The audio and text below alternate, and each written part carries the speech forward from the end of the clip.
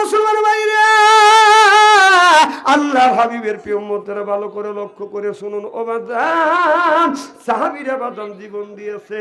ও বাদান, রুম শহরের মধ্যে বাদান 3 জন যুবক বাদান কলমা পড়ে মুসলমান হয়েছে। সাহাবীদের কাছ থেকে কলমা পড়ে মুসলমান হয়েছে। রুম পারস্যের মধ্যে মানুষের উপরে বাদান অত্যাচার জুলুম শুরু করতে। এবার 3টে ভাই, আপনার মর্দ মুমিন সিংহের বাচ্চা, আপনার রুম পারস্যের 1000 সৈনিকের সাথে বাদান সৈনিকের সাথে যুদ্ধ করতে করতে শত শত সৈনিককে বাদান হত্যা করে ফেললো। পরের দিনে আবার যুদ্ধ শুরু হয়ে গেল।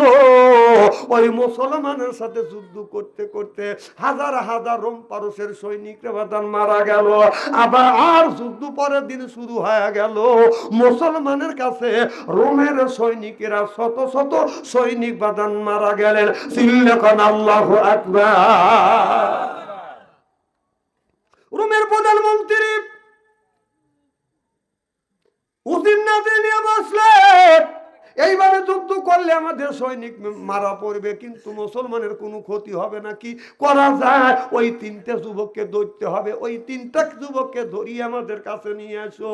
ওই কৌশলে 3টে যুবক বাঁধান, ওই 3টে যুবক বাঁধান শুয়ে আছে গুহার মধ্যে। 3টে যুবককে বাঁধান গ্রেফতার করে নিয়ে ওই রুমের বাদশার কাছে নিয়ে গেলেন। যাইয়া বাঁধান শিকল দিয়ে বাঁধান হাত বাঁধলেন।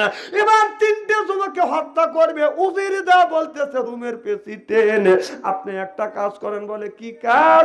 এই যুবকটা যদি মুসলমান ধর্ম ছাড়িয়ে দিয়ে আপনাদের বর্ষতা যদি স্বীকার করে, তাহলে এই যুবক যদি আমাদের পক্ষে থাকে, মুসলমান আর কোনোদিন মাথা চার দিয়ে উঠতে পারবে না। জোর কন্যা উজবিল্লাহ।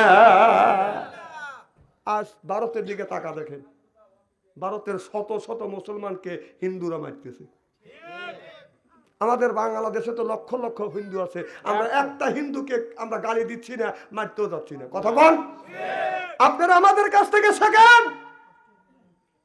আপনারা অল্প লোক পাচ্ছেন না, তাদের আঘাত করতেছেন। আপনাদের সহবাদী হিন্দু ভাইরা বাংলাদেশে আছে, তাদেরকে মারা তো দূরের কথা, মারতে গেলেও আমরা কাউকে মারতে দেব না। আমরা পাহারা দিই।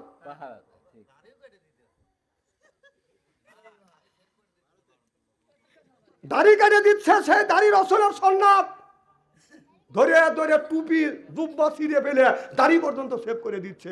মসজিদ বুলডোজার দিয়ে ভাঙে কালী মন্দির তুলতেছে। আমরা মোদী সরকারকে বলতে চাই, অত লাফালাফি করেন না, অত লাফালাফি করেন না। কারণ আল্লাহ রসুল বলেছে, আল্লাহ রসুল বলেছে এই মুসলমানের সাথে হিন্দুদের একদিন লড়াই হবে, সেই লড়াইয়ে এই মুসলমান বিজয় হবে। জোরকার মারহাবা। আমার মনে হয় রসুলের কথা সত্য হতে চলেছে। এমন একটা সময় আসবে, হিন্দুস্তানের সঙ্গে যদি মুসলমানকে লড়াই করার জন্য যদি ডাক পড়া হয়, বাংলাদেশের আপামর জনতা সব হাতে যা আসছে যা আছে সব নিয়ে ওদের সাথে রুখে দাঁড়াতে কারা কারা যদি হাত টান করে দেখা।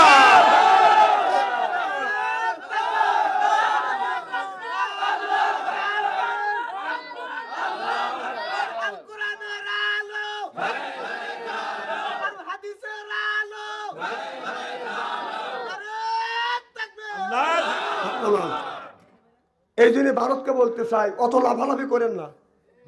মুসলমান খাবে না, যদি খাবে আপনি থাকতে পারবেন না। আমার বিশ্বাস, কোরআনের পাখি আল্লামা দিলওয়ার হোসেন সাইদি বলেছিলেন, ভারত একদিন ভেঙে টুকরো টুকরো হবে।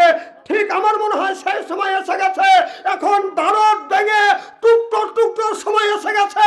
এখন অপেক্ষা করেন, দেখার জন্য আমরা এখানে ওয়েট করব। আবার আমাদের দেশে কিছু হুজুর আছে ফিলিস্তিনি, আরে হ্যাঁ 3 দিন গেছিল, ওরা যা কয় যে এখানে কোন যুদ্ধ নাই কি 100 মাইলের মধ্যে। দালাল দেখছে, এইরকম দালাল দেখিনি। তাম পৃথিবীর মানুষ দোয়া করতেছে, ইসরায়েল মারিয়ে শেষ করছে, গাজার মানুষকে মারিয়ে শেষ করছে, ফিলিস্তিনি মানুষকে মারিয়ে শেষ করছে, লক্ষ লক্ষ কোটি কোটি টাকা পাঠানো হচ্ছে।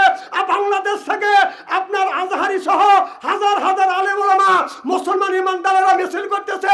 ওরা 3 দিন যা কয় একটা বোমাও পড়তেছে না।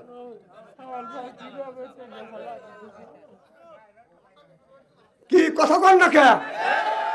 তাহলে সামাম পৃথিবীর মানুষ দোয়া করতেছে এটা মিথ্যা, মিছিল করতেছে সেটা মিথ্যা, যুদ্ধ করে গাজার ছেলেদেরকে বাচ্চাদেরকে হত্যা করছে, নারীদেরকে হত্যা করছে এটাও মিথ্যা। ওরা দেখায় 100 কিলোমিটারে কোনো যুদ্ধ নেই কে। তাহলে কি বোঝা গেল? না দালাল দেখছে, এইরকম দালাল দেখি নাকি? কথা বল না কে? দালালি বাদ দাও, এ কথা কলি ভাবছো অনসারি ভালো না। এক সময় ওই 3 জনের একজন আর একজন গেছিল, কি জানি জিহাদি, আলাউদ্দিন জিহাদি, উনি এর আগে ওয়াজ করছিল আপনার